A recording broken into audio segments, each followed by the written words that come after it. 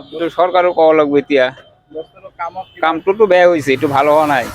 বৰপেটা ৰোডৰ অটল উৰণ সেতুৰ দুৰৱস্থা হয় মুকলি হোৱাৰ 6 মাহ হোৱাৰ আগতে বিধ্বস্ত ৰূপ ধাৰণ কৰিছে বৰপেটা ৰোডৰ অটল উৰণ সেতুৱে। দুৰ্নীতিৰ ক্ষেত্ৰত শূন্য সহনশীল চৰকাৰ বুলি ঢাক ঢোল বজোৱা চৰকাৰৰ দিনতে ইয়াৰ চৰম দুৰ্নীতি নহয়নে? পানীত গ'ল নেকি ৰাজকোষৰ কোটি কোটি টকা?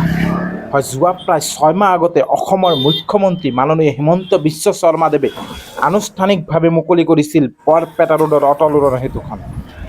আজি প্ৰায় 6 মাহ হোৱাৰ আগতে দুবাৰকৈ মেৰামতি কৰাৰ পিছতো ভাঙি প্ৰকাণ্ড গাঁতৰ সৃষ্টি হৈছে উক্ত উৰণীয়া সেতুখনত। আৰু যিকোনো মুহূৰ্ততে হ'ব পাৰে ভয়ংকৰ দুৰ্ঘটনা। কিন্তু আচৰিত যেন লাগিলেও নিমাতী কইনাৰ ভাও ধৰি আছে বিভাগীয় কৰ্তৃপক্ষ। হয়, চকুমুদা কুলিৰ ভাও ধৰি আছে বিভাগীয় কৰ্তৃপক্ষ।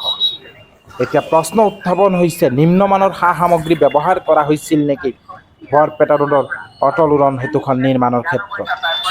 আৰু এই ক্ষেত্ৰত ANPL অৰ্থাৎ নিৰ্মাণ কোম্পানী অনুপম নিৰ্মাণ প্ৰাইভেট লিমিটেডৰ বিৰুদ্ধে কিবা বিহিত ব্যৱস্থা গ্ৰহণ কৰিবনে বিভাগীয় কৰ্তৃপক্ষই?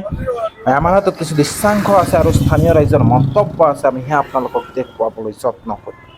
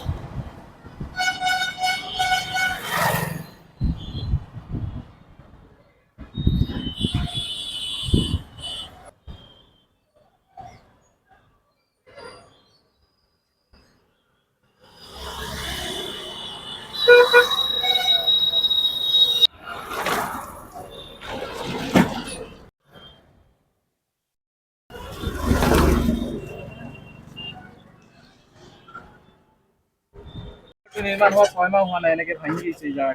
এইটো চৰকাৰও কওয়া লাগবে এতিয়া কামটোতো বেয়া হৈছে, এইটো ভাল হোৱা নাই। 6 মাহ হোৱা নাই, হোৱা নাই, আজি বা 4 মাহ হ'ল।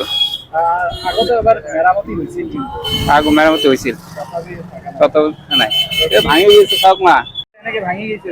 এইটো বহুত বেয়া হৈছে, এইটো 6 মাহ হৈছে ভাঙি গৈছে, এইটো ৰাস্তাটো ঠিক হোৱা নাই। ব্ৰিজটো কি বনাইছে বেয়া হৈ গৈছে, এইটো কাম বেয়া হৈছে, ঠিক কৰিব লাগিব। এনেকে কি হ'ব, এইটো বেয়া হৈছে না, এনেকৈ বনালে এটা দুৰ্ঘটনা হ'ব পাৰে, এনেকৈ হৈ